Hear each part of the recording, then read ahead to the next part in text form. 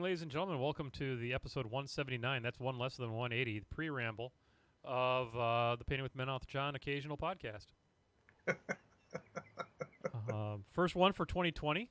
We made it all the way to the 15th of January before we felt it necessary to get here onto the things. You know, John, it's been a busy little start to the new year. Yeah, well, I hope your beginning of the year has been pretty good, because mine's been, well, let's just say I hope it goes up from here. I mean, it could go down, but if it goes up from here, it'll be all great. Okay, well, we're going to keep a positivity action going on here. Frank the Tank is in there. How's our audio, Frank? You know, when before we kind of get going here, we like to hear from anybody that happens to be an early adopter. That's what we call brushheads that get here early adopters. How's our audio? You know, we don't do this so often anymore. I'm not as good at it as I used to be, and I wasn't that damn good in the beginning. So, Frank's not saying anything. That could be bad. Well, I mean, we can just keep going. Yeah, let's see. I guess I could. I don't know. It sounds like we got some audio going through. I can hear some stuff. Good. So that's it's okay. Good. Because I don't have. So my old phone may have or may not have, depending upon any Starbucks employees that might actually listen to this, might have taken a dip in the Caribbean Sea. Oops. The iPhone 7 is water resistant, but not apparently Caribbean resistant. Well, I mean, water resistant and waterproof are two totally different things. Yes, that's right. God, there's a figure. Have you ever heard of Tourette's guy? Look up No, but I can imagine. Look up Tourette's guy on YouTube. It's funny. But hey, what's up, K-Bro? And he says something and something else are two different things. That's what made me think about that. Hey, Crimson. So we're in a pretty good spot here. I mean, you know, audio pretty good. Everything's loaded up quick. I mean, we're doing well. You know, for the most part, John, we're doing these. God, the camera angle on this thing, this is rough. Anyway, can't quite get everything. I'm trying to get the face cam to not look quite as asinine, but my tripod's just about, I don't know, 2 inches too short. You know, that's what they all say. My tripod's 2 inches too short. Yeah, I've heard that one before. Yeah, I get it more often than I wish. I can tell you that. So, you know, they're starting this nonsense at quarter till. It seems like it's just perfect. Yeah, we're ready to go. I had time to eat dinner. I was late at work, so I was worried. I'm like, nice. 6:45. I should probably be ready. What'd you have for din tonight, John? Popeyes. Do you have one of them chicken sandwiches? Oh yeah. Outstanding. I don't support Chick-fil-A anymore, so yeah. Fuck those dudes. Yeah, you can keep your homophobic chicken. Get out of here. Yep. I mean, also, they're inconvenient compared to Popeyes, but in addition, they're also assholes. So, I mean, there you go. Did you, John, happen to look at my Facebook this afternoon? So I don't have Facebook on my phone, so I saw a couple of posts. I hope you're not talking about that Trump trailer. That Trump truck was a thing. Holy cow. Hey. Because the Great Orange one was in Milwaukee. Yay. Yeah, it's that's the Venn diagram intersection between too much money and too little judgment. Yeah, pretty much. So, all right, well, there's your political talk for the Painting with Menoth John pre-ramble. We're going to go ahead and shut down the pre-ramble, actually do a goddamn episode here. So we'll be with you here very shortly. So stand by for action.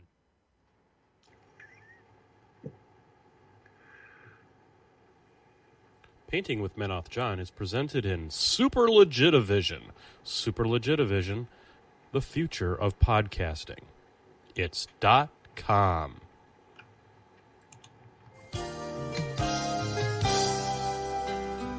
Hello, I'm Menoth John. And I'd like to welcome you. First of all, let me take just a moment to thank you for allowing me back into your homes. If this is your first time with us, let me extend a personal invitation for you to drag out your miniatures and paint along with us each week. Let's go over to the canvas here and let's get started. I believe, every day's a good day when you paint. I believe, It'll bring a lot of good thoughts to your heart. I believe every day's a good day when you paint. I believe it'll bring a lot of good thoughts to your heart. Let's build a happy little cloud. Let's build some happy little trees. There are no limits here. You start out by believing here. You can almost paint with anything. All you have to do is practice. Yes, ladies and gentlemen, this is your Wednesday night occasional podcast. I am, of course, Menoth John, formerly known as Menoth. I'm Menoth John. I've occasionally played War Machine these days. Sometimes we play the War Machines. Yeah, I play the War Machines. You don't anymore at all, but I haven't found my love, but I found a distraction. It's a thing to do on a Tuesday, and it was nice to see the boys again. Yeah. So, but welcome to episode 179. I think we said it was, John. Yep. This is the episode that precedes episode 180. So you can't argue with that. That is an incontrovertible truth. That's absolutely true. Yeah, that's right. The best War Machine podcasts are the ones where the hosts don't play War Machine, because we have the least negativity to say about the game at that point, because the caring is not as much as it once was, and I think that caring too much about little toy soldiers is you can care too much. You can care too much. Absolutely. You can care too much. So, folks, tonight on the your Wednesday night semi-addiction, whenever it happens, we're going to be painting a model, and we're going to be fixing a thermos. So we're going to talk of that's, hobbying takes many forms, John.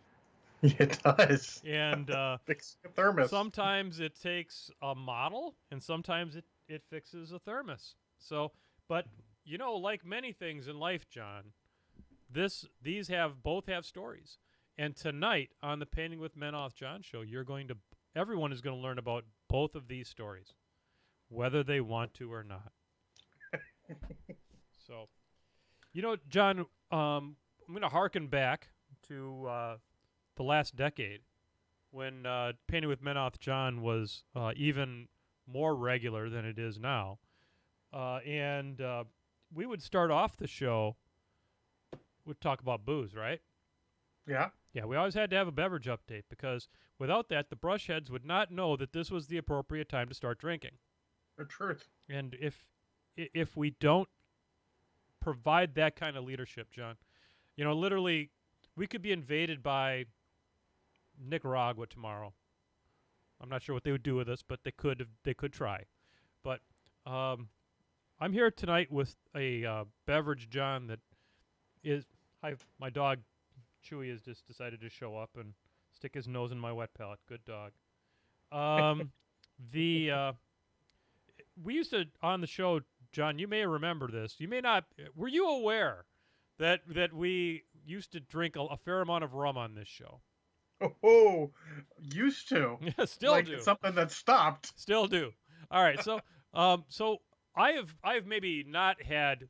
I mean, I blame Sailor Dan for most of my continuing issues with rum, because fuck that guy. But when Beer Machine Rich and I, along with our spouses / significant others, went on a cruise together just before Christmas.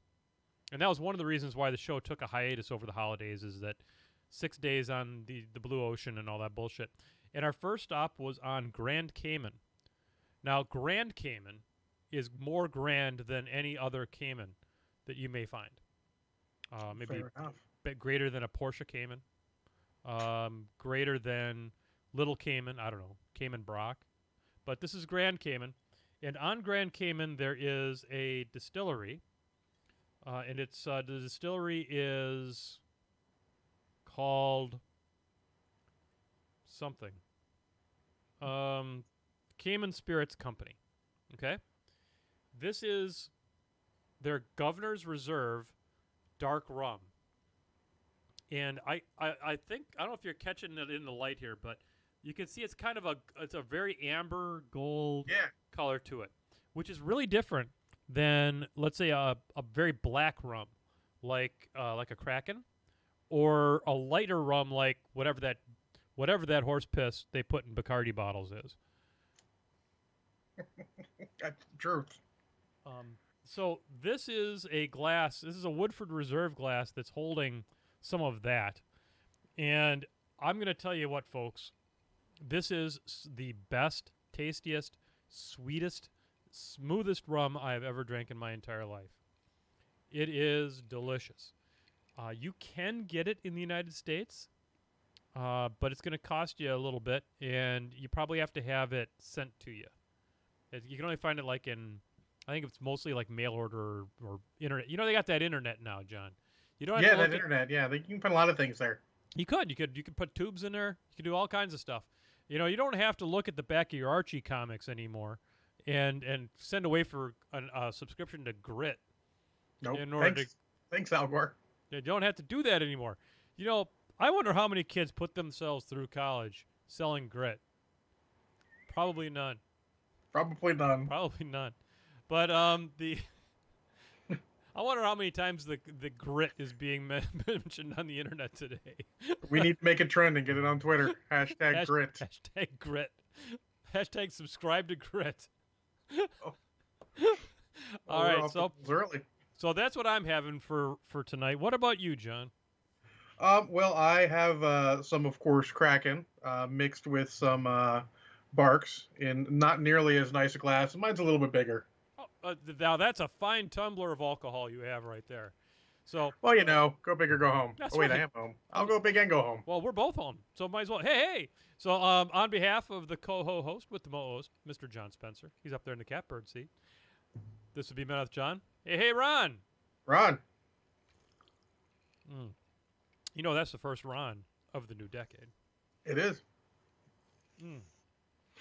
So, well, there you have it, folks. It's been a great Painting with Men with John show. Hope you all enjoyed it.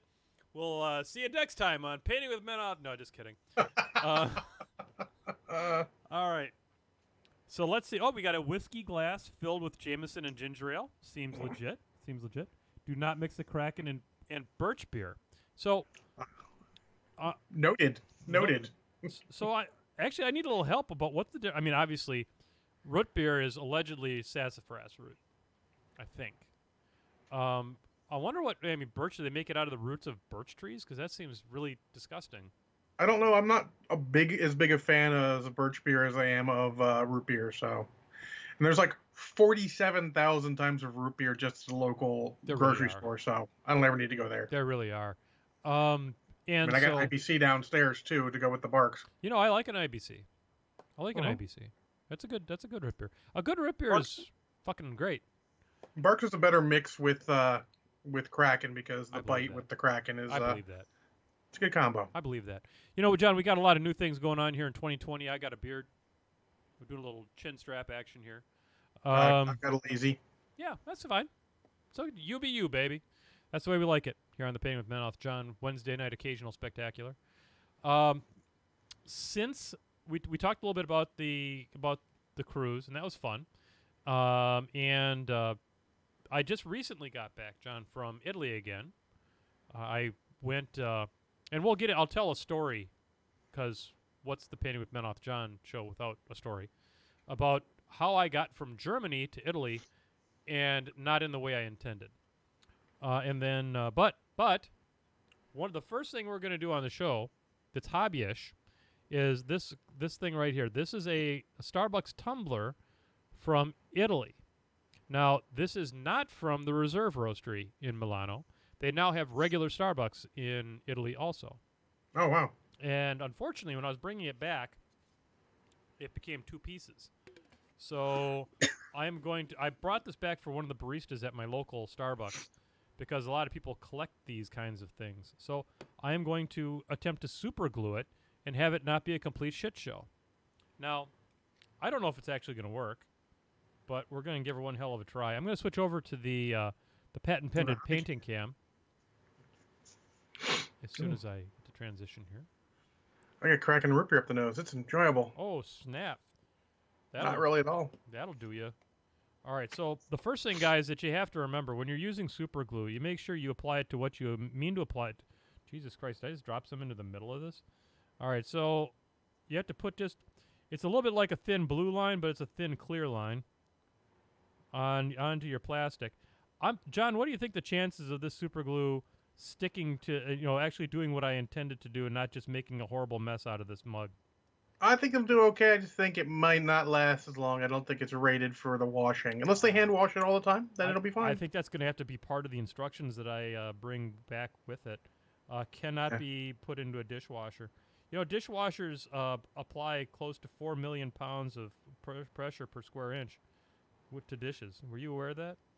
I was not. I mean, I know that my old dishwasher didn't put that much pressure on there, but that's because that guy named John didn't do that much pressure. I probably am not sure about that answer I just gave either way. Oh, now I can't fucking line the thing up. This is a mess. Oh, there we go. I lined it up. So there's probably an even chance that this is just going to weld into one solid thing and not really be a tumbler anymore. Hey, look what I did. I got drips down the inside of it. That's a sign of professional gluing. It's tough. I mean, glue is it's a hell of a thing. It is a hell of a thing. So it's back together, kind of. We'll see how it goes. I can't believe it's going to be terribly pleasant to drink from with a big crack going across it. Part of me wants to put a bead of it around, but it's a pretty clean break. Yeah. I think it'll be fine. Wonder if I can unscrew it now. Yeah. I should probably leave it unscrewed until everything dries. I would suggest such. Yeah, we're going to do that. That's our hot hobby tip of if you've got parts that are adjacent to superglued parts that need to move, just leave those open or away while the superglue or plastic glue dries. Trust us. Well, you see, John, we've now just done 50% of the planned hobbying on the show. Can you imagine that? I mean, I got some over here if I have to. I got some Rebel Veterans to finish up. Yep. I've got a Tusken Raider Rebel Veteran because I had a Tusken Raider head and had to put that shit on something. Hell yeah. That sounds great. I gave him the medium blaster, which is the tripod one, because he seems like an angry guy who would like a little bit of rapid fire gun. So I want to recognize that Beer Machine Rich is in the chat room today. He is the man that gifted this fine rum to me. He's a hell of a man. Hey, Ron. Ron. So I think that's done. So we're just going to put that over here. And we're going to hope that the cats don't play with it or anything like that.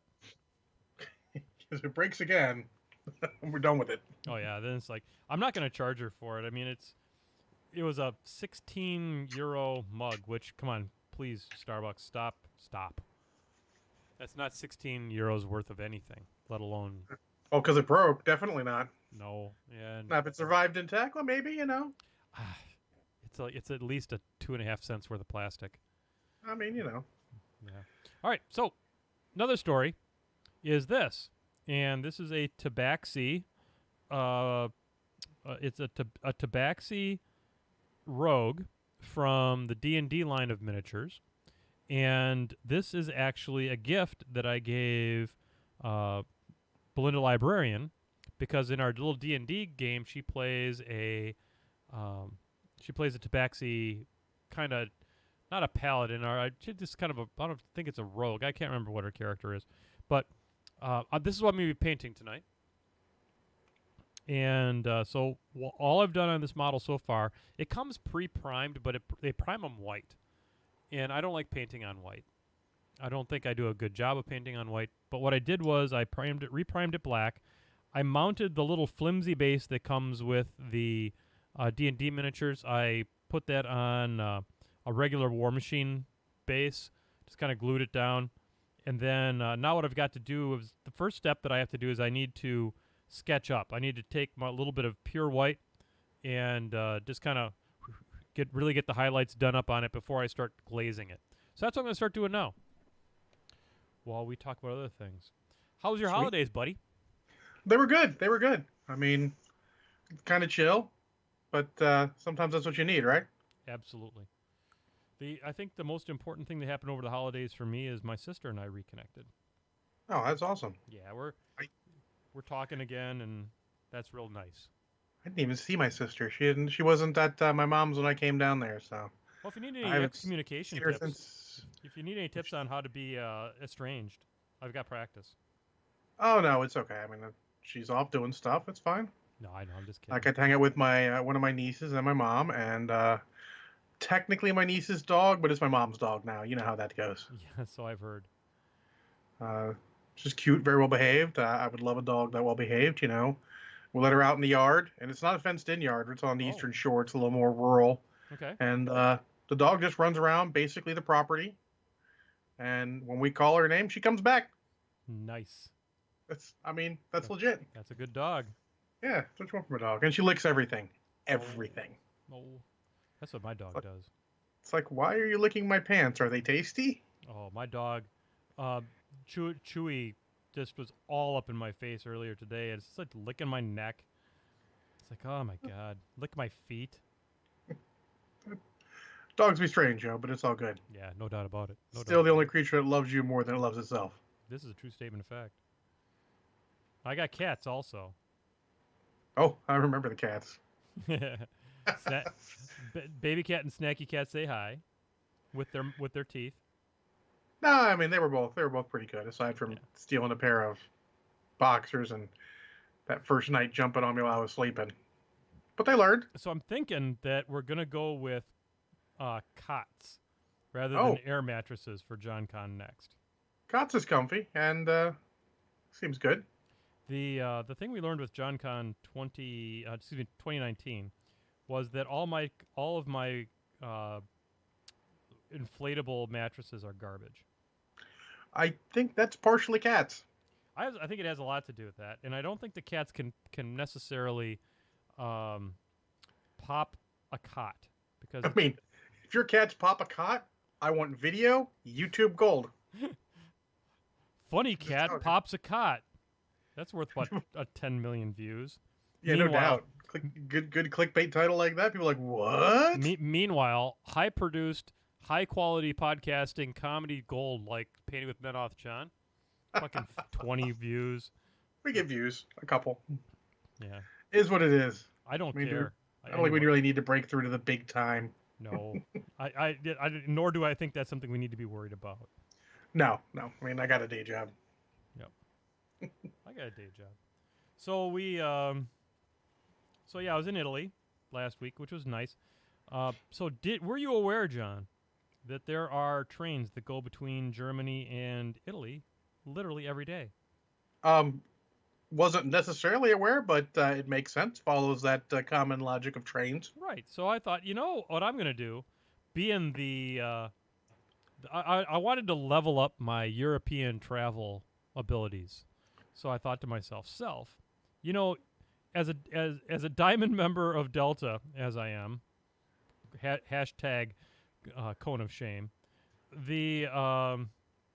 I thought what I would do is I'm going to Dusseldorf, Germany for one part of my trip, and I will take the train to between Dusseldorf and Milano. And I got on the Googles and I used my Googles properly and found out that there are indeed trains and that you can purchase tickets for them and get on board, and they're going to make stops here, they're going to make stops there, and eventually you're going to get where you need to be. And so I bought my tickets, and I got to the train station the morning I was leaving, and we were hustling our ass to get over there. I thought I was going to be late. I get to my track 30 minutes late. Train's running 30 minutes behind, not because of mechanical reasons, because of, and I quote, a lack of preparedness. Well, I mean, honesty is son of a bitch, ain't it? Son of a bitch, Germany. I thought you got this shit straightened out in the 40s. Too soon, John, too soon. Yeah, well, they didn't. Apparently not soon enough. So they had, okay, so getting back to this model here for just a half a second. So Tabaxi is a cat person. And so what I think I was going to do with this is I was going to try to make it like a Siamese. Oh, shit. Kind of like Belinda's cat, Mocha. So I'm going to start with this Hammerfall khaki, and I'm going to make a glaze of it. And I'm just going to start with all the exposed skin/fur, and that's where we'll start out, and we'll just kind of see where we go from there. So anyway, I'm in Dusseldorf, and I love saying Dusseldorf, I got to tell you. I'm in Dusseldorf, waiting there at the track, and I'm like, this is no great, because I've got to get my happy ass to a place called Mannheim, Germany. Perhaps the place where Mannheim Steamroller is from. I was gonna make a steamroller joke, but you got there first. And I was hoping that if I was in Mannheim, that I would see the steamroller. But I did not. And seeing as how I was arriving in Mannheim a solid 30 minutes late, it turns out that you know what does not happen in Germany? Trains don't wait for you when the connection is 30 minutes late. Trains don't wait for nobody. They're like, fuck it, he'll get by. The tenant is, you figure it out. You're a young successful European. Figure it out. So I was forced to figure it out, and the first thing I figured out was that my next stop was going to be in a place called God, and I can't figure out why, Basel in Switzerland. Okay. So, I look at my handy-dandy Googles, and the way the train tickets work, in case you don't realize it, folks, if you're not from Europe or any of those kind of places, is that you buy, as long as you don't buy a Super Saver ticket, which is like the cheapest of the cheap tickets, it doesn't really matter what train you're on. If there's a seat, you can get on that train. If it fits, you sit. Yep, if your ass will fit, you can sit. And I'm not even 100% certain if you need to actually even sit.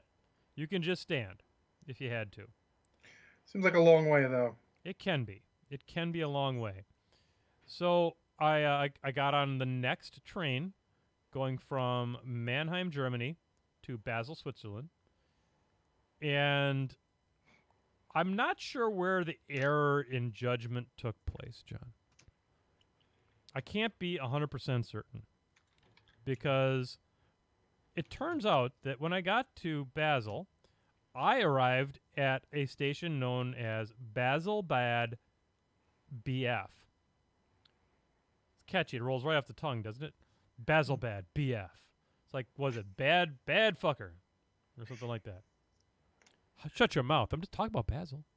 All right. Dig it.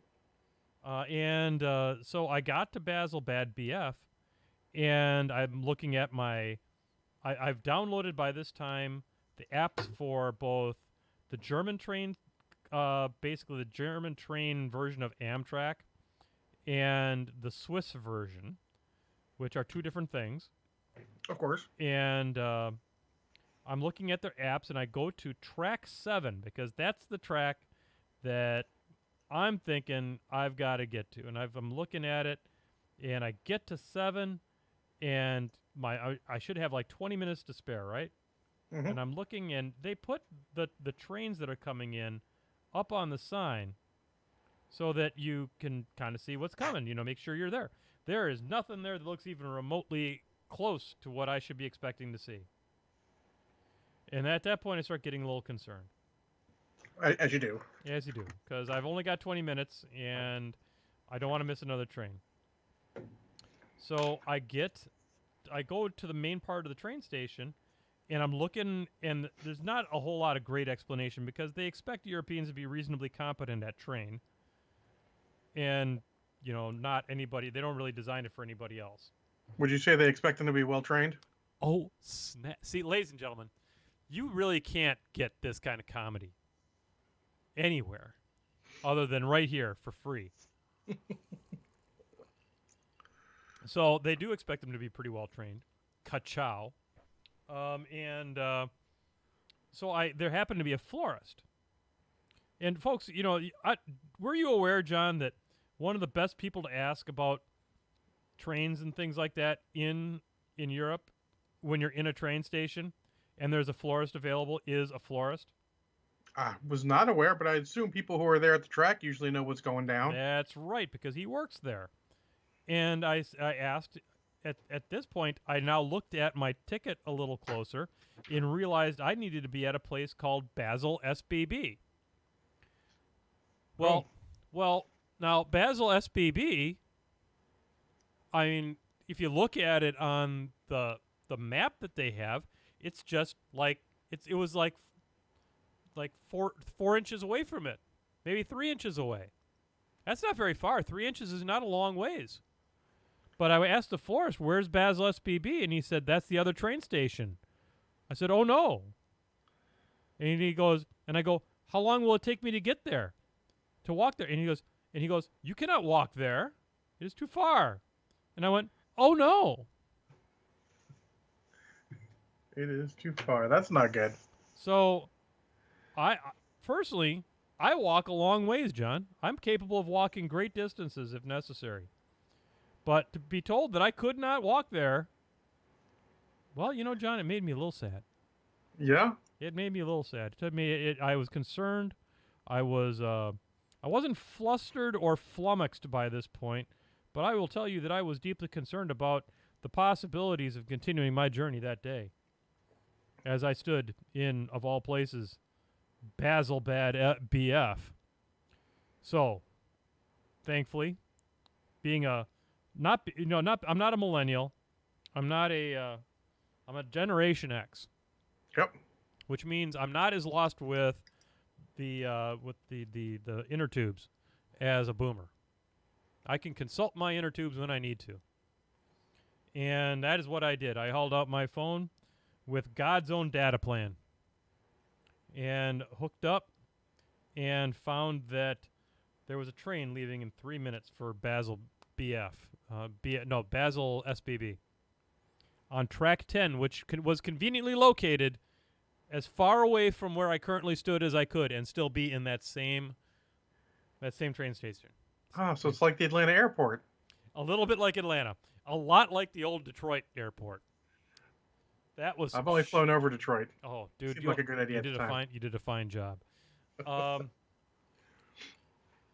So, me and my large bag are terrassing through through Basel BF on our way to get to the train. Made it with 1 minute left, and made it to the connection over at Basel SBB, and got on a train that now no longer was a straight shot go to Milano. Now I had to go through Bern, Switzerland, Brieg, Switzerland, and then I could go directly to Milan. So I had to change trains twice more. You're just checking off those cities you've been to, though. When someone sends that Facebook thing around, you're like, look, been there, been there. What's up? There's like 7 cities in Switzerland. I feel like I've been in all of them. And Switzerland is beautiful.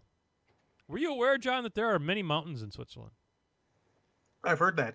There are many mountains in Switzerland, and they are tall mountains. They're not these garden variety, hills we got here in Wisconsin. We do not have mountains in Wisconsin. This is a little known fact. I mean, we have mountains in Maryland, so. You do? Yeah. Wow. Really? What kind? What are they? It's the Appalachians. Oh, okay, yeah, but that's like full of Trump people. That doesn't count. I mean, no, maybe, but I'm just kidding, folks. If you are from the Appalachians and you're watching this, I doubt it. So I get in there and we go through Basel. We're done with Basel, thank God. And we've moved on to Bern and Brieg, and I get to Milan. And I only was an hour and a half later than what I had initially intended to get there by. So I call that victory. Uh-oh. I lost track of John. John, are you back? Are you back? Yeah, I'm here. Okay. I lost you there for I'm half here. a second. I was having a little bit of network issues. Yep. I blame the children. No, that's a patented John internet issue we can't explain. I blame Banyan. Oh, really? Are you having problems with your routers? could be just once in a while, usually only during podcasts, I lose internet because that's the most convenient time to lose internet. I know, exactly. Rock solid any other time except for when you're actually hoping that other people are watching you. We had Exactly. 7. We had 7 people watching for a little while. Now we're down to 6, but that's fine. People might have things to do. Yeah. So I'm just painting some brown pants on this one. Eventually, Benny and I are probably going to run a cord directly from the actual modem to up here, but it's a lot of work, and we're too lazy to do that right now. Fair enough. I don't blame you. So what'd you do over the holidays, pal? Really not much. I mean, some gaming, a lot of working. Little known fact: some things are still busy during holiday season, even if you're not retail. No, I believe it. I believe it. Yeah, when some of your clients have their their fiscal year ends with the calendar year, they're like, we need everyone to renew right now, and I'm like, you really don't. But okay. So yeah, it was busy at work. Plus vacation time comes up. This is time people like take vacations, shockingly, holidays. I've heard. So it was a lot of work, some gaming. Most of my gaming, because Not Brushhead Dave was going through hell time at his work too. Okay. So it was a lot of Transformers TCG gaming. Cool. One game of Marvel Crisis Protocol was fun. Is that game catching on in your area? Yeah, we got a bunch of people interested in it. We'll see how far it goes. I mean, I've got it. Banyan's got it. He just hasn't delved into the rule book yet. It's not hard. They did a great job of stealing, quote unquote, stealing the good bits from a lot of other games and putting them together. Well, it's the right group of people to put together to kind of kit bash something like that. Yeah. Yeah, it's good. I like it. It is in my current 3 favorite games right now. Nice. 3 that are really good out of the box. Don't need anything extra. That would be that Legion and Malifaux. Cool. Shockingly, all I've played recently is that Legion and Malifaux. Well, excellent. I mean, the only gaming I've been really getting in is my Tuesday War Machine, which I've really only played like 2 or 3 games, and and then of course Keyforge I'm still a fan of. Hey, I mean, it's a good game. It is. They consistently outdraw the Transformers TCG gamers on Thursday nights at our local store. Do you have many people playing at your place? We generally get between like 4 and 7 for random game nights, and then we have one night a month where the store is open till midnight. We have a tournament, and we got 13 last time for the tournament, so that's pretty good. Oh, that's excellent. That's excellent. I ended up not playing because it made an odd number, and after a shit day at work, I'm like, I will play if it keeps it even. I will have fun. We will all have fun. But if someone's got to sit around doing nothing, I'm going to be me, and I'm going to go home. No, I hear you. Yep, I hear you. We were just... but no, it was good. Go ahead. Oh, it was good fun. Just, I mean, say hi to those guys, chat with them a little bit, then head home, have some dinner, chill, and hobby. Since hobby streak's still going strong. Nice. It's like at day 790 or something like that? Almost. I think 771 was yesterday. Oh, that's awesome, man. That is fantastic. Yeah. Something to be very proud of. I'm trying. It's still going. Once in a while, it's work because you're like, I've done all this stuff, and then I need to do some hobby. I got a little better after the first year when I started counting stuff like role playing and playing games, and not just building models. And that's a good note for everyone. You can't just do one thing. You got to keep all your hobbies going together. No, I hear you. Yep, I hear you. Kind of struggling here. But you get the role play. What's that? I'm gonna get the role play. Woohoo! What system? Yeah. Traveler. Okay. My cousin John is running a game with his son and an ex-War Machine player and his wife and 2 people from the local gaming store and me. So I'm like, nice. Awesome. I don't care what I'm playing. Just let me play. That's cool. So what's the adventure gonna? It's a science fiction setting, is it not? Yeah, it's science fiction. We have to go find a ship that's missing and retrieve said ship. Okay. It's a fun little game. Better if you go in not knowing what you want to be really, Okay. because it is random roll character, Oh, okay. and I mean like all of character, stats, what skills you got, stuff like that. There's not a lot of you can literally go through, make very few choices, and get a perfectly good character out of it. So does it use like tables and things like that for generating the character? Yep, you choose a profession and roll to get into it, and then if you get in, you can keep going. You get skills and events and stuff happen to you. They have tables for like life events that might happen. Yeah, I've seen those. Uh, Those are kind of fun. I mean, you kind of like generates your background and all that kind of stuff for you.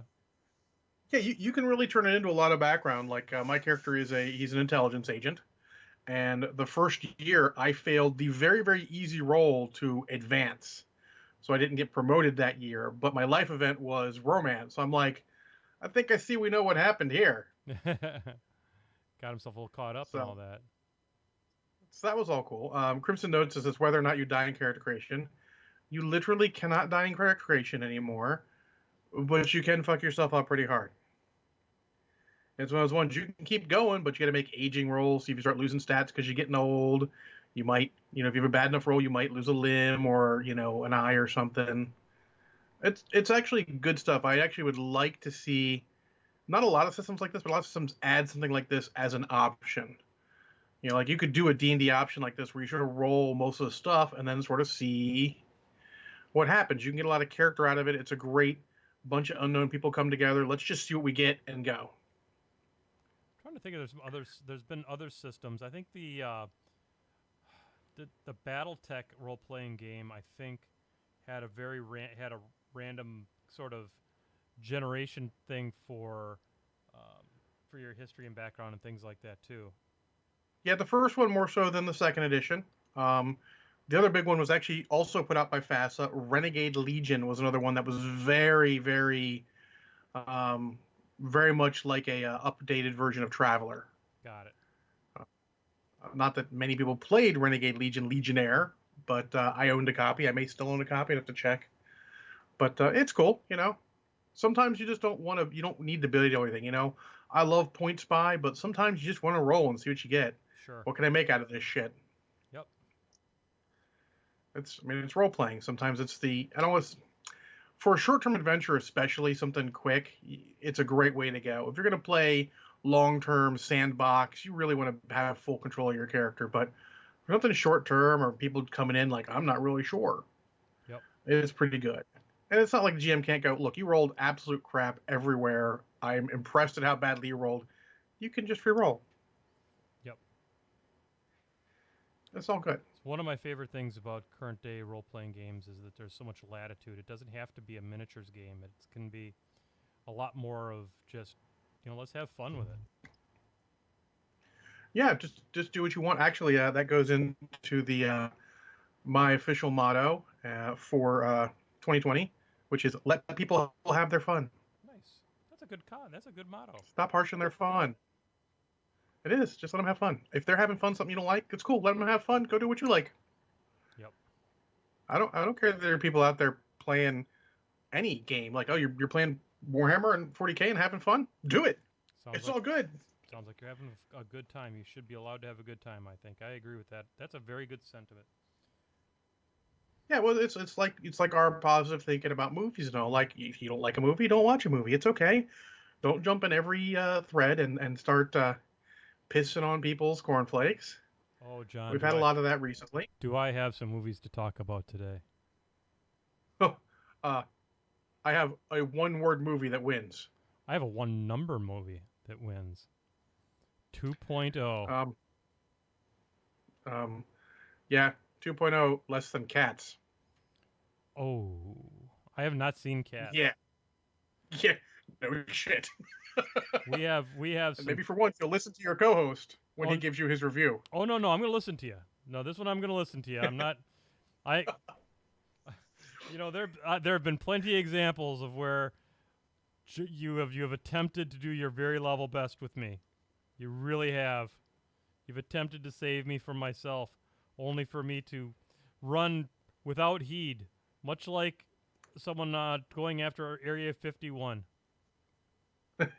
Did you do run? I was doing my Naruto run, yeah. I was and I've run right into those. Some of them have turned out better than others. Turkish Star Wars. I mean, let's just say the Turkish Star Wars is fucking Citizen Kane. Yeah, I mean, in comparison. There are a lot of things worse than Turkish Star Wars. In fact, that is 100% true, and it is crazy. Yeah. I would never have thought that way back when, but nowadays, no, there's so much. There's so much. They had those guys that did Turkish Star Wars had chutzpah. They had chutzpah. Indeed, they had $1.95 and a bucket of chutzpah.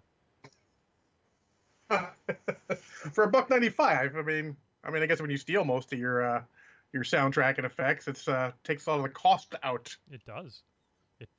Although I tell you what, and this is not the movies, the media section, but it's a preview. You know, we're all about production values here. You know, if my eyesight was any worse, give me a little tease. Man, I'm gonna say. So we started watching all the Mad Max movies at the house. So last night, Belinda and the boys and I watched Mad Max. That movie was made for $350,000. That's one of those movies where I'm like, if you consider everything, that movie is fucking amazing. It's crazy talk.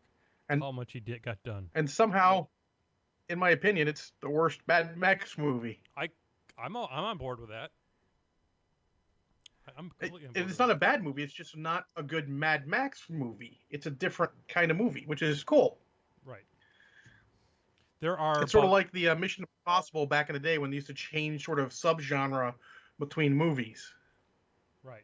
And there's about 10 minutes of that movie that's a Mad Max movie. Yeah. And some great character moments with the toe cutter. But yeah. But I'm just amazed at how much they got done. But being locked on a plane as much as I've been locked on is how 2.0 happens.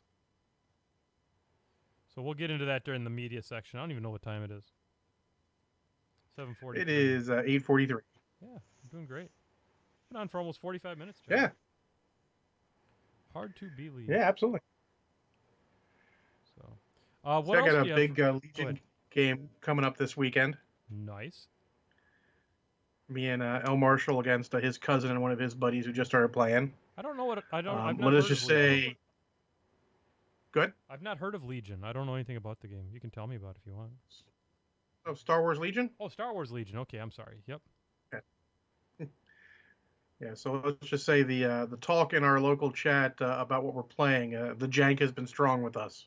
Did I hear that FFG just canceled Legion? No. FFG laid off their interactive department, so their online dudes, because that wasn't making them money. And they got rid of they're ending Star Wars Destiny, which is the Dyson card game. Okay, got it. But Destiny, since its first set, has been underperforming. Like, you could look at the sales trends and be like, unless it turns around, I see the writing on that particular wall. Plus, they have a license to print money with Keyforge, so I think they're okay. If Keyforge seems to be doing quite well nationally. It's not super healthy here in the greater Milwaukee, Racine area, but we're trying hard to keep her going. But yeah, I like some of the stuff they're doing, with the chains on decks and all. Mm-hmm. If they're too good, I like what they've built. I think they're doing the right thing. It's some environments just aren't going to be healthy for games. It's just unfortunately a fact of gamers. Yep. I like the way that you've got big boy events like the Vault Tour and stuff like that, where it's like literally anything goes. But then the casual events, which are more for newer players and stuff like that, the chain-bound events, they do have that mechanic of kind of hobbling the super powerful decks. Well, yeah, and you need to have a good mix. I mean, that's actually sort of the key to a healthy hobby, and this is a great hobby discussion, as you need to have that mix of events. It can't all be the big boy games. Yeah. Sometimes you got to have the casual stuff. Yeah, and I And think I'm not throwing shade at any game in particular, like really no sarcasm, because many games are like that. They just have the big boy games and they don't make the casual stuff.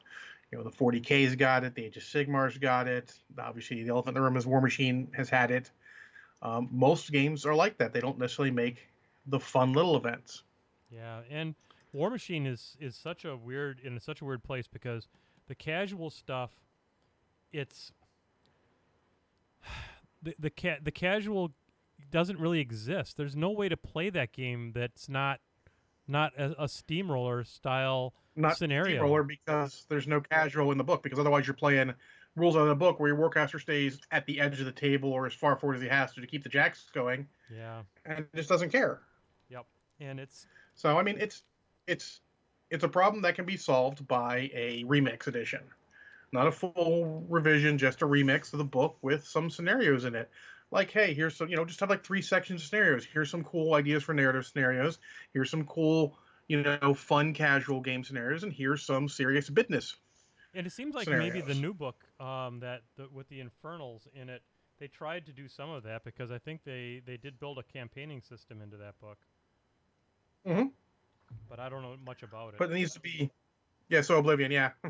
But it's got to be, I mean, I don't want to say it's too late, but it needs to be the basic book so people think to look at that, because you can't just cater to the guys who are in the know. You got to get Joe on the street to play.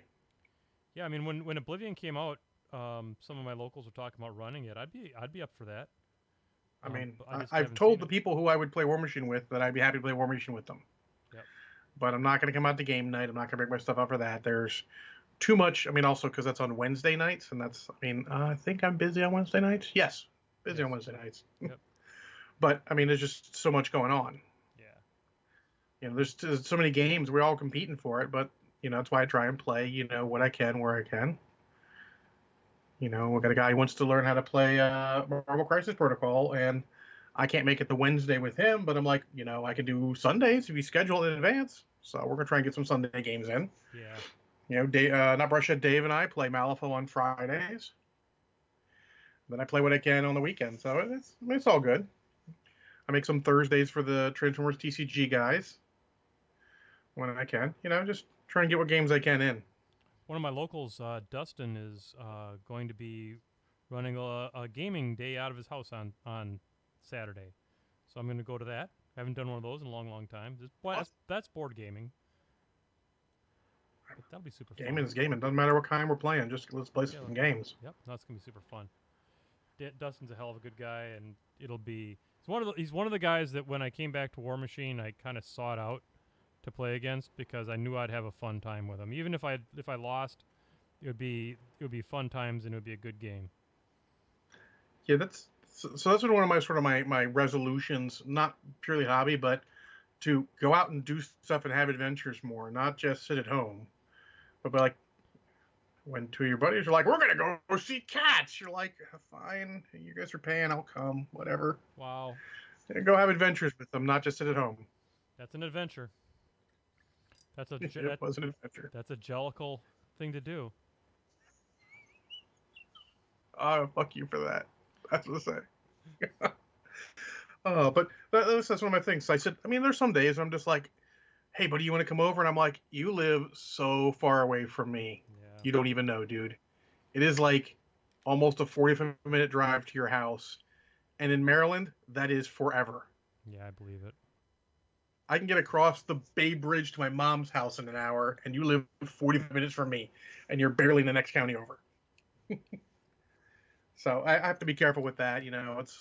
Sometimes it's not willing to go out. Also, sometimes you got to do the house stuff. What was it last week? First full week, I'm like Monday role playing.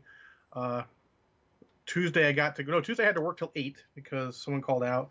Wednesday I had to work till 8 because someone called out. Wow. And it was Transformers TCG night, so I played some Transformers afterwards. Thursday I went to Transformers TCG night at the store. And then Friday, not Brushhead, Dave and I were playing Malifaux. So, I mean, Saturday comes around, like, "John, you want to come over?" I'm like, "I can't, man. I literally can't." Yeah. No, it's... People got to understand. I mean, it's a good problem to be having, right? Absolutely, that is a to be spoiled with riches. That's for sure. Indeed. It's all good times. Even if you don't get to play with all of them, it's still all good times. You know, I got off work at 8 on the Wednesday, went down, and Banyan and Bowie were finishing up their game. I got a couple games in. It was all good. That sounds like fun, man. I don't know what we're gonna play on Saturday. I expect it will be, since it's kind of a family, like get kind of like a family oriented type thing, that we won't be like playing, like some kind of real super heavy thing. But that's okay. It'd be fun to play, more Yeah, I light mean, games and stuff like that. yeah, I mean, sometimes having a day where you're just playing a lot of light games is fun. Yeah. I mean, we had one over at El Marshall's a couple years ago when I got introduced to Star Realms, where the idea was we're going to play a bunch of games, various games, and we ended up playing fucking Star Realms the entire day. Yeah, that's a good game though to play. And this was like pre most of the expansions. There was not a ton of expansions out at that point. So I do enjoy the heck out of some Star Realms. The guys come over times we play that. I'm not sure if I'm gonna do the new Kickstarter because I don't know if I need more Star Realms. I You may mean, have all the how Star much? Realms you need. I think I have more than enough. I don't even have all of it.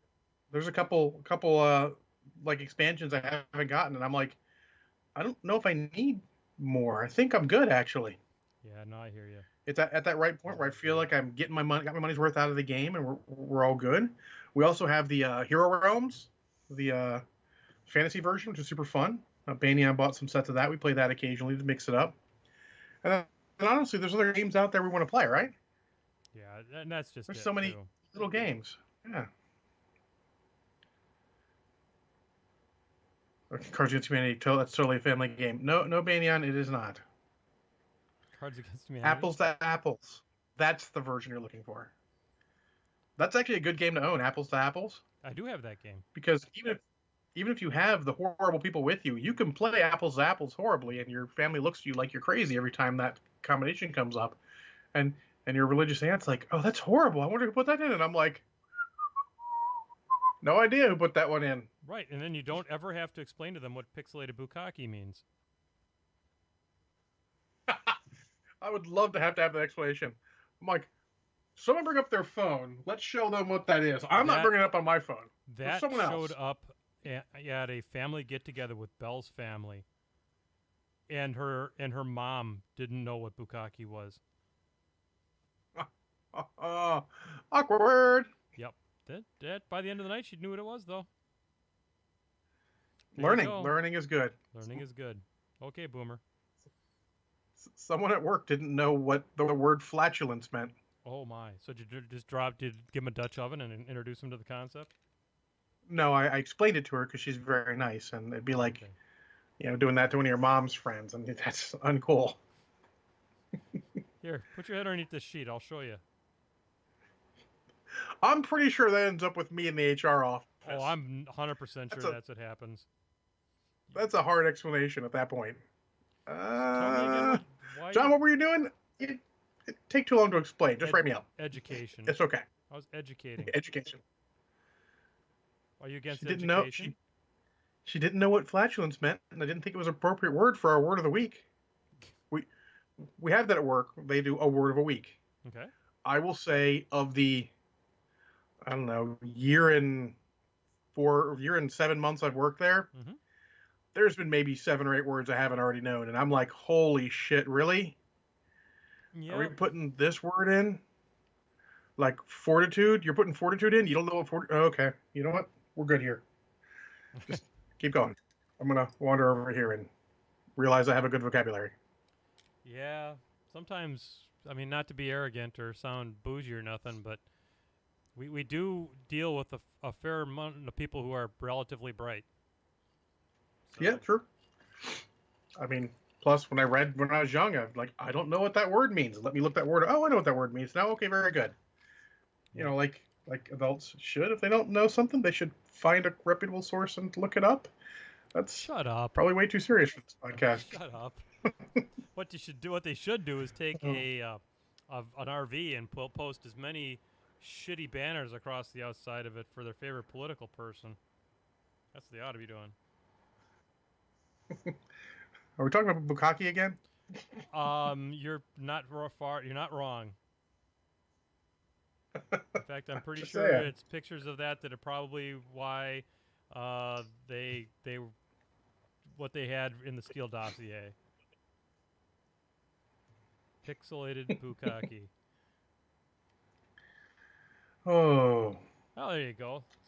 That's a great way to end the main part of the show and get on to the media section. I'm just going to finish painting these swords, and then I'm going to switch over to the media section. John, can I go first? By all means. All right, so I'm going to go first here as soon as I finish this little sword action here. Because, folks, we got some doozies to talk to you tonight. I did a pretty decent job getting a little bit of base coat on the Tabaxi. There's not as much color variation, I don't think, as I would have liked to on this, but maybe I can fix it up in post-production, you know what I mean? Do some detail work on it, and maybe it'll probably turn out okay. Just some little bits, maybe some little bits on the base, something to just make it, I mean, I hate to use the word because people hate it, but pop. It has to pop. And it's not popping right now, but that's okay. A lot of leathers. When I get to actually putting some highlights on her, it'll be sweet. And she's going to have a lot more like detail on the back, like the dark markings and stuff like that. And I'm going to do her ears up real nice, and it'll be fine. Just needs some work. Yeah. I mean, this is a perfect example of, look, I mean, you're 70% done of a perfectly serviceable miniature, and you're like, I got tons of stuff I want to do to make it next level. Yeah, that's what you got to do. That's what it is. That's right. Got to pop. All right. So, let's talk about a movie that was made in India. So that ought to be setting off your spidey senses right off the get-go. Because Bollywood, folks. Where's Congo when we need it? Congo loves Bollywood. Bollywood is makes some real interesting movies, and this was one of them. This is a movie called 2.0, and it is a sequel to a movie not called 1.0, but it stars a reoccurring character named Chidi the Robot. And Chidi looks like Indian Elvis with Elvis-style sunglasses on. And he has his feet, he can go real fast without moving his legs because he's obviously wearing Heelys. You know those shoes with the wheels and the heels?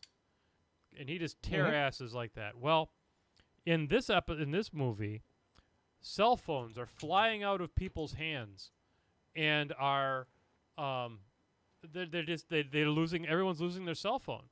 It's literally like coming out of their hands and then flying away.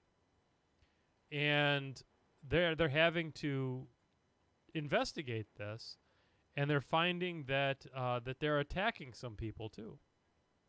And they're attacking people who are in the cell phone industry.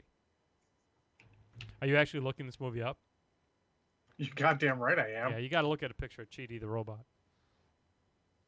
In comes... I'm... Okay. Yeah. So the long story short is this is an environmental movie. Okay.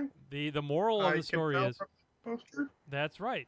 It's got a strong environmental message because the antagonist is the spirit of an ornithologist who was trying to prove that cell phone towers were killing birds, and got angry, hung himself, and possessed all the cell phones, turning it into a large flying bird that's made out of cell phones. And Chidi the Robot does battle against this thing, and for a movie that allegedly has a strong environmental message, Chidi the Robot going tweet, tweet, tweet with his tongue like dead birds is not a strong environmental message from where I'm sitting. It seemed like he was mocking the birds that were dead. I didn't like that, John. I mean, it seems like it's just odd as fuck in general. It's very odd.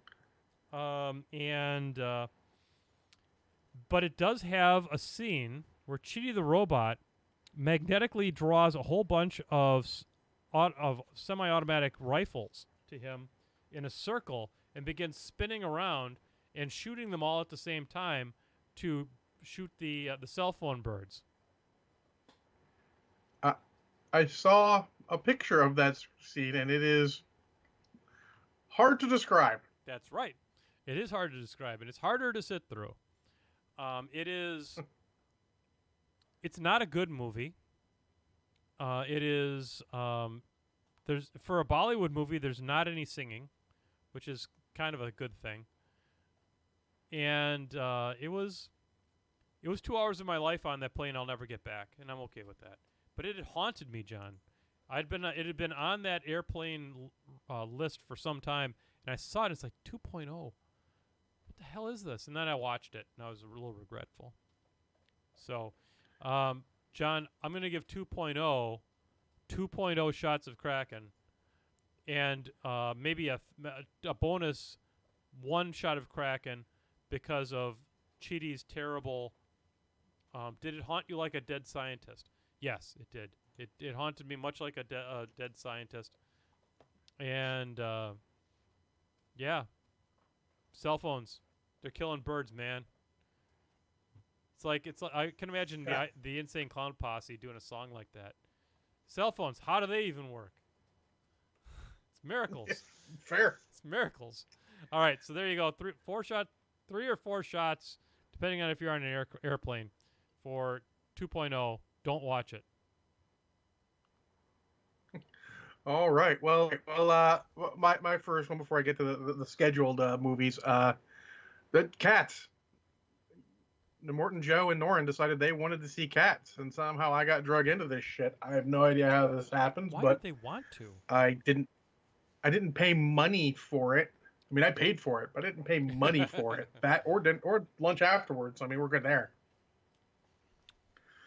So Cats is, I mean, it's based off, of course, the super popular musical, which I apparently found out is not as super popular as everyone thinks. It's super popular among people, not so much against actual musical fans, because it doesn't really have a story so much as a bunch of loosely interconnected songs.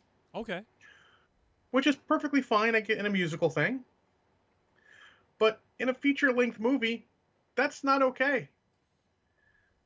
It's not Jellicle. I'm not going to say any of the songs were bad. Okay. They were all fine. Sure. But there's none of that connective tissue that explains what the fuck is going on. You're like, okay, we're here now. Why are we here? Okay, you're just going to go to another song. What? Why are there dancing cockroaches? Okay, you know what? I don't care. Let's just get going. Doesn't one of the cats eat the dancing cockroaches? Yeah. I mean, and honestly, one of our friends had seen it with his wife or something and said, if you make it past the cockroaches, you're golden. And he's kind of true. That is the most super weirdest thing in there, but it's still just like a story, because they have, what's her name? I think Vanessa Williams is it, or whoever, like singing her heart out in it. I know, isn't Taylor Swift in it? She's in it, and for some reason, she's the only cat with boobs. Okay. I don't know. It's weird. The main character cat, the rest of the I don't know why she's the only cat with boobs. It doesn't make sense to me. It's Jennifer Hudson singing her heart out in it, and she does a great job in it. But there's no feeling in it because you don't know what the fuck is going on. Like, you're sitting there going like, I know you're singing your heart out. You're putting emotion in this, but I don't know why your character is all, ostracized from everyone, aside from you work with the bad guy, but there's no explanation besides that. You basically tell me, you should feel for this character. She's ostracized. And me going, no, put your money where your mouth is. Make me feel something. That sort of takes the emphasis away from the best performance in the movie, really. Okay. And I'll be honest, not everyone in this movie should be singing. Judi Dench is a bit old to be singing. Her voice ain't what it used to be, and it's a little rough at points. Okay. And So I mean, what can I say that hasn't been said? There, look at the review. Look up the reviews for Cats if you really want to know. They're all true. This, I believe, is one of the first movies ever to have a patch pushed for it. Because the initial release was so fucked up, they had to patch the movie. I was scared when people said, "Oh yeah, some of the cats' hands are humans." I can't pay attention that close to hands. I'm just waiting for this shit to end. Yeah, no shit. So how many jellicle shots There of are multiple Kraken are you times. going to give it? Oh, I want to give you better. Since I've reviewed this already before, I mean it's 5 shots, no question. Holy shit. But more than that, we used to have a scale of what do you rate this movie from Casablanca to Pacific Rim or to Atlantic Rim, and I rated it Cats. It is the new barometer for the low. Shut the front door. Worse than Atlantic Rim. Atlantic Rim has a plot and a story that's coherent. It's got terrible effects and bad acting, but it's got a story and a plot, and that makes it actually a movie. This is not fucking really a movie. That is the biggest 5 shots of Kraken movie we've ever had. Biggest budget. Yeah. Oh, absolutely. That's part of the reason why. Because if you'd made this movie for like 10 million, you'd be like, yeah, but it is bargain basement, not 100 million. I mean, come on, you've got James Corden and Judi Dench and Idris Elba, and Idris Elba's giving it his all. Sure. But I mean, he's stuck with what the material is. Ian McKellen, Taylor Swift, like we said, Rebel Wilson. There's a lot of, names in this that they probably didn't need to get. They would have been better off saving some money and making it cheaper. But man, I just don't even know. You want to be upset at Tom Hooper, but motherfucker got this movie made. How do you get them to give you $100 million to make this movie and them still release it? Besides the fact of, I guess I just got to get my money somehow. Yeah, I mean, at some point, you have to weigh the reputation damage you're going to do to the studio versus the money you're going to recoup. Because I'm pretty sure they released it knowing it wasn't going to make it. Oh, I mean, it probably is not going to end up being a straight loss because, I mean, shit. There are people who love it. I'm sure there are people who went there. I mean, the first thing I made sure that Norin and Joe realized, hey, we're here to take the piss out of this movie, but there are people here to enjoy it, so let's take the piss out of it quietly. There you go. Did anybody get up and it's probably just not leave? It's not going to make money, but it's not going to end up being it's not going to really be like a loss. Got it. Did anybody just straight up get up and leave? No, but Immortan Joe almost did. It was that close, huh? And if he did, Norn was going to. And if they both left, I wasn't sitting through that shit. But we all made it. I mean, it's one of those oddities. Like, if you're... There's a review out there of a guy who took mushrooms and watched it. And it's really funny. He did not make it all the way through the movie. He does not suggest doing such things. Nor do we. We think stone cold sober is the only way to see this movie. Otherwise, you question your sanity. I read an article in the New York Times and they interviewed people who went to see Cats high, not necessarily on psychedelics, and they were all of them like had really like violent like physical sickness from watching the movie. It was just way too weird, and they said it was just they couldn't deal with what they were seeing in front of them. Yeah, someone mentioned like, oh, this is going to become the new Rocky Horror. I'm like, no, Rocky Horror has something to it. This doesn't. Yeah. I mean, they would have been better served just recording a wonderful performance of Cats when it was a musical and releasing that in the theater.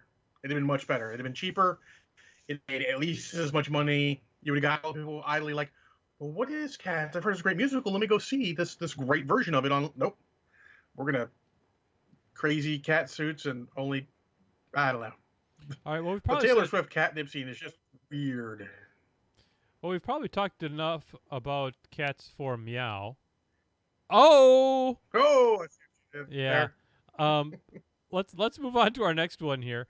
And it's another airplane movie. This one is a Chinese movie. And I don't know, John, if I've ever talked about this on the show before or not. It's called The Wandering Earth. Have you ever talked about this? I don't think so, but Okay. let me.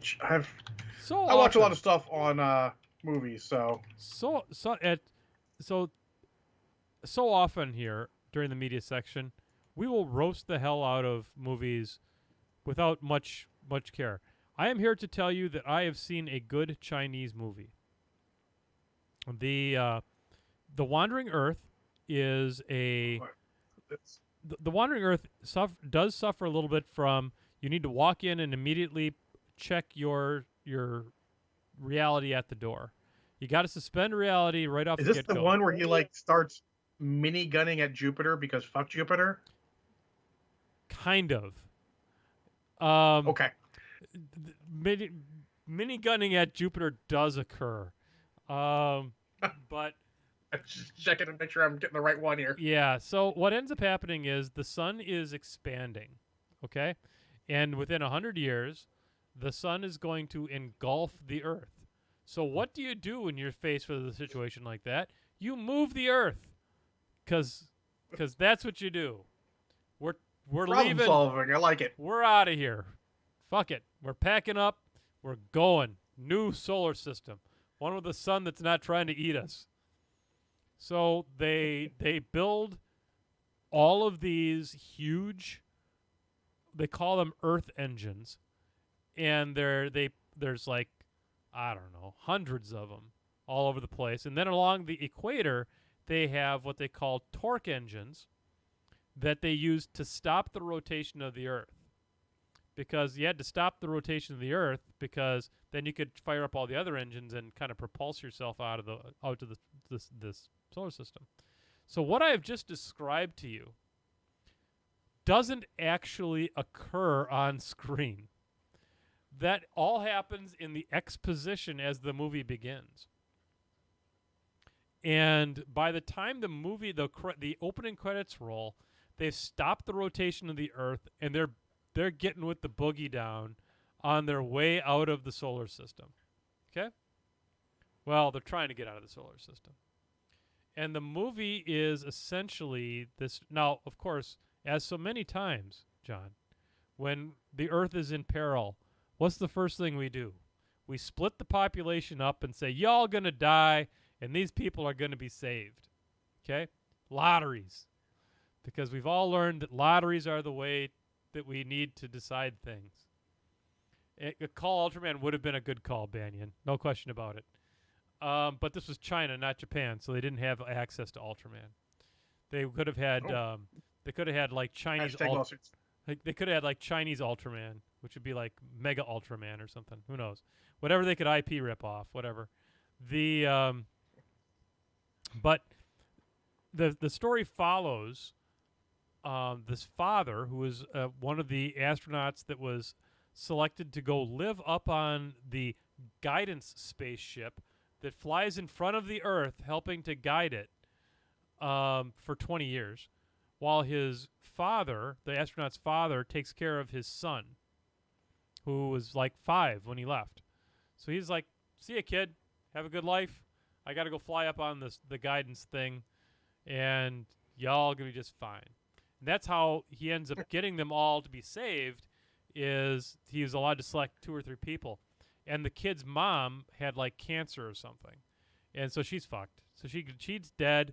He's got a lot of resentment for his father because his mom's dead, and he's in space, and the kid is kind of growing up to be a hoodlum, and they steal a truck to go out onto the surface, and the surface looks like the movie The Day After or whatever it was, or Day After Tomorrow, where the everything freezes up. Well, yeah. The fucking Earth is in deep space, and it's hating on the sun's hating on it, so it's like, of course it's cold. So everything's all frozen up and shit. But basically, the main action of the movie is somehow they blew it. You know, they were accelerating the Earth. They didn't get the orbit on Jupiter right, or they didn't figure that Jupiter's gravitational pull when the Earth got near it was probably going to play all kinds of hell with the tectonic plates on the planet. So it's like a giant moon. So they had Earth they had earthquakes, and it knocked out a whole bunch of the Earth engines. So it was going to crash into Jupiter. Well, I don't know, John. How spoilerific do we want this to be? Because we already kind of tipped our hat with machine gunning Jupiter. Sorry, that's what I remember from the review I've heard of this movie. Yeah. So the big thing that the Earth is gonna fucking take a dive bomb right square into the middle of the Earth of the Jupiter because of the Jupiter gravitational spike. Now, I don't know why it's a spike. I mean, Jupiter's just being itself, hanging out there, being big and all that. But don't hate on Jupiter; it's just doing its thing. I know, it's just Jupiter being Jupiter. And so they decide what they're going to do is they're going to hack one of the Earth engines, and they're going to redirect extra power, and they're going, because Jupiter is ripping what's left of Earth's atmosphere off, they're going and because Jupiter is mostly hydrogen, and now they're mixing so in proportions such that it's flammable, and they're going to blow up the atmosphere to try to propel the Earth out so that it can now be accelerated. So they shoot it up in the sound of science dying. Man, this is amazing. Some physics. It's a great movie, though. It's a lot of fun. And they shoot the thing out there, and it doesn't get far enough up to ignite it. So what has to happen? Well, of course, this is an Asian movie, so we've got to sacrifice somebody. And so what they did was he drove the the guiding space station. Yeah, it is physics from the Fast and Furious. And he drives it into the Earth engine that's all shooting up in there, and he ignites all the fuel, blows up as a hero, and ignites Jupiter, and the Earth goes on and doesn't crash into Jupiter. Amazing. And that's the Wandering Earth. And then they still got 2,000 more years to go. I mean, they're safe until they get to Uranus. Oh! So, the Wandering Earth, it was made by the Chinese people and the Chinese government. And the special effects are fun. They're good. It is action-packed. There's some moments where you're cheering for them. It's the first time you're going to see... It's interesting when you watch the movie and realize the relationship that China and Russia have, and then transpose that to the fact that there's not a single fucking American that does anything in this show worth anything. It's neat to watch a movie where the Americans are just not even considered. Usually it's like the Americans come rolling in on their big missile and everything's fine. We solve everything with a big missile. And I mean, Slim Pickens riding a missile could fix this. It could have ignited the atmospheres and blown Earth right to hell, but nope. So it was really, I enjoyed it. I'm going to give it one shot of Kraken because when you're at 36,000 feet, a shot of Kraken is a good thing to have. The Wandering Earth. Sounds like it's one of those so bad it's good. Oh, it's quality. It's visually very beautiful, and there are character development. You care about the characters. They're well acted. And well developed. That's all you need for a movie, really. And they're well developed. I mean, the leader of the kind of the military group that's got this thing called the Light Core that they need because the earthquakes shut down a bunch of the Earth engines, and you had to drop this core thing, and that obviously they didn't keep any fucking spares around, but they had to truck them in, and then they had to put those into the engine to restart them somehow. But you cared about it. You wanted them to succeed because they were nice people trying to do their best to save the world, and bless their hearts. So one shot of Kraken for the Wandering Earth. If you can find it, you should watch it. Fair enough. I have a really brief one to finish up my last movie series before I start off my next movie series, and that is Fast and Furious Spy Racers. Spy Racers. It is a Netflix cartoon. Oh shit! Oh, this is right. This is the one you sent me a message that Vin Diesel animated as a fever dream.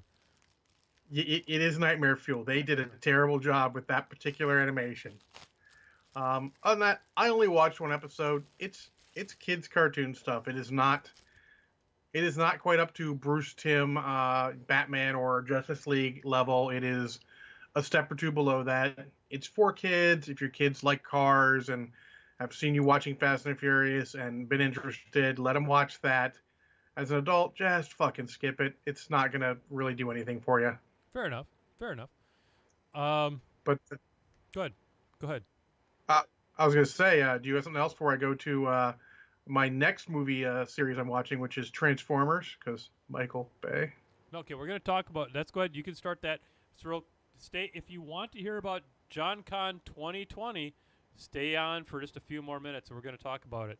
This is the $1 box of Keyforge that I just got. 12 decks for $1.35. So Hey, more to come on that, kids. At the end of the show. John? awesome. So yeah, so I started a Transformers. I'm gonna watch the whole series because Officer Rob gave me all of them on Blu-ray because he wanted me to watch the last night. Oh, nice. And Bumblebee is actually on Amazon Prime, streaming for free. So I'll be able to see that also for free. So we'll be in good shape there. I've not watched Bumblebee. I should watch it, I think. I've heard it's good. I do wish to watch it as well. Yeah, I've heard good things about it. Good. It would not have a long stretch to be the best movie in this series. Yeah.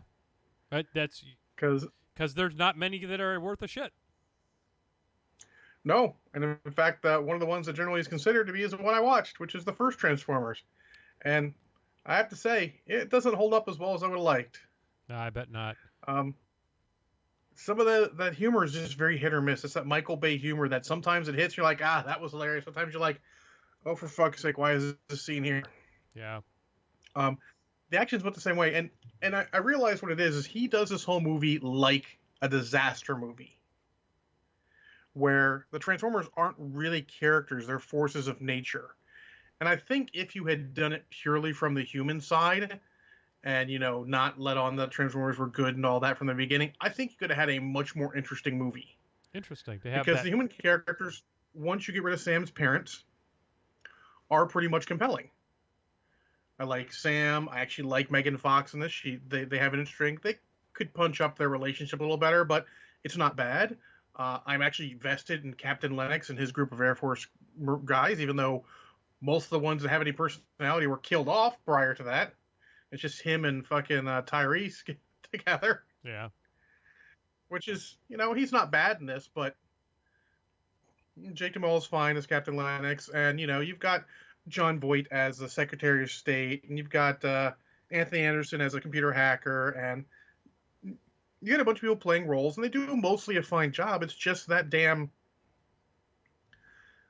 humor gets in the way sometimes, and his inability to really make a proper Transformers movie. And that's sort of the thing is it's only Bumblebee really has any sort of personality besides being a character. Yeah. Every time you're supposed to get a cool Transformers fight, it's either you have no idea the fuck is going on, it's super slow-mo and short, or they cut away to the human action. There's a scene early on where Bumblebee's fighting Barricade, and this should be like an early tentpole scene. You see the fight there, you cut between that and what Sam and Michaela are doing, but you don't. You just see, they're fighting, you follow Sam and Michaela, you go back, Bumblebee is victorious. You're like, not only did I not get my super cool car chase, I got a couple okay scenes, but not a super cool car chase.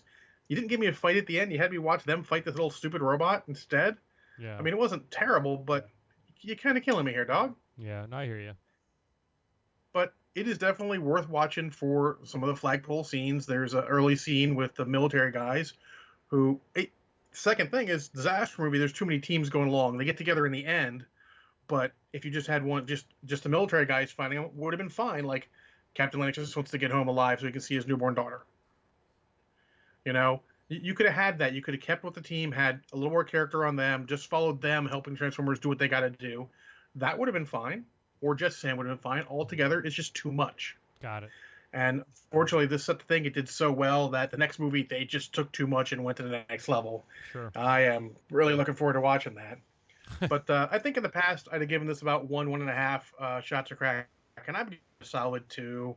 You need to be loosened up a little bit to get through some of those jokes and to get through some of the points where you're just like, man, I see where this could have been so much better. Yeah. But it's not a terrible movie, not even a bad movie. If you have to own one, it'd be the one to own. It's a good watch. Yep.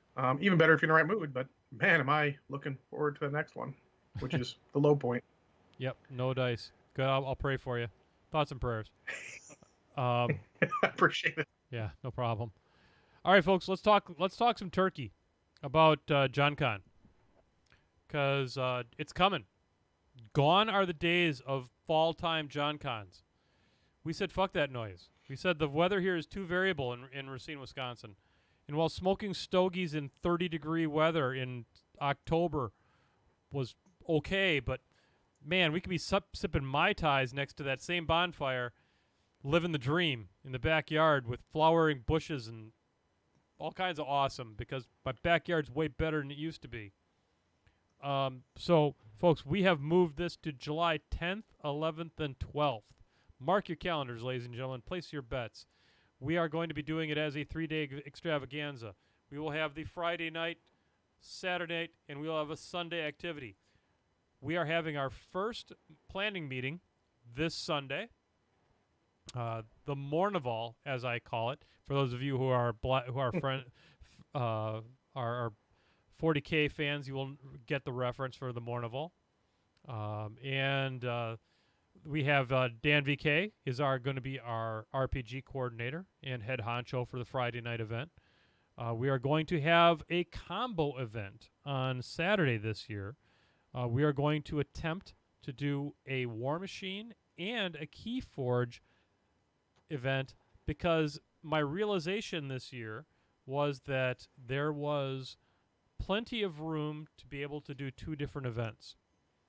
And they are nearly completely mutually exclusive communities, which means I can milk 2 different streams of income, which we're all about. And so there will be a Keyforge-centric event, likely planned or executed by myself or Rich Brautman. And there will be a War Machine event that will be coordinated by Matt Wonke. Matt Wonke has done a lot of event preparation and planning and execution for the War Machine folks here in the greater Milwaukee area. He's a tremendous dude, and he is a part of the Mournival this year. Sunday will be some type of brewery-related traveling card game thing again, like we did this year. That was a tremendous hit. We have Eagle Park Brewery, which was voted one of the top new brew pubs in the nation, is opening a second location in Muskego, which puts it within striking distance of Casa John. We have forged a partnership with Rustic Road Brewing and a local church that has a connection, which when you think about it, a church and a brew pub, you don't always think of those 2 things together, but there's a connection there. And that means that the 12-person passenger van is going to be in play. And we haven't picked out exactly what breweries we're going to go to, but we're going to expand our scope just a little bit. So, folks, it's the best 3 days of gaming that you can get to, and it all goes for a great cause. And we're hoping to. We made $1,666 last year. We're hoping to make more than that next year. We'll see if it happens. If it doesn't, we're still going to be giving money to the poor. And that's what it's all about. That's where we're at. So we're going to have the planning meeting on Sunday, and I will be the first to admit that I did John Con wrong this year. I put too much of the work on my own shoulders, and it made for a relatively unpleasant couple days at my house, because I was frazzled and running 1,000 directions at once, and we're not doing that again. So I am going to delegate. We are once again going to be bringing Eric Mac Davis, who is a professional chef from the greater Rochester, New York area, out, and he's going to plan exactly what meals he's going to actually cook and when, and we will advertise that. He is a tremendous cook. He made a beef stew that would knock your socks off this last time. It was the best beef stew I think I've ever had. And I mean, I'll make premium beef stew, so you have my interest. Oh, yes. His was something special, John. So I'm hoping, John, you can join us this year. And I'm hoping anybody who's listening, if you want to come, we will, John Con's a thing. Give us your money and you can come. Thinking real hard about putting a tent up in the backyard. so that if we want to house more people at Casa John, sleeping rustically in the fenced-in and secure 6-foot backyard, so you don't have to worry about like having hoodlums jump you in the middle of the night, and you don't have to worry about cats jumping you in the middle of the night. Which is a worry. It is a worry. It is a worry. So I'm thinking we're gonna have indoor-outdoor sleeping this year, and the mosquitoes aren't bad where I live, so you don't have to worry about that so much. We get a tent, it'd be sweet. Unfortunately, probably not. I usually have my kids mid-year. My daughter, plus my daughter graduates in early June. I'm sorry to hear that, man. It would be great to have you out here, Banyan. It would be fantastic to see you again.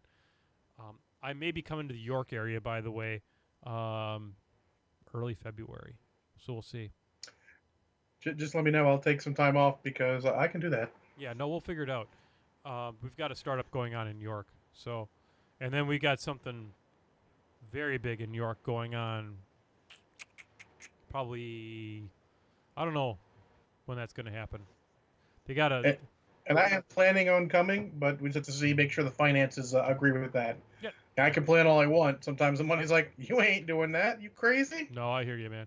But if I can pull this thing off to make the backyard a very livable thing, at least that takes the hotel situation out of the picture. And the more people we have staying at Casa John, the more fun we have. Remember, I paid for a hotel and still stay at your house. That's the kind of man I am. That's because you're a good guy. But I promise, I deliver. There you go. All right, folks. So there you go. That's Painting with Menoth John. God damn it. We did a show, John, just now. Yeah. Happy New Year. Yeah. Happy New Year, everybody. We will be back whenever it happens. I'm gonna be here. I'll be home next week. Could happen. Weirder things have happened. I need to talk to BelindaLIbrarian. As long as she's continuing to have Wednesday nights with Mom, there's no reason why I can't, because what else am I going to do, right?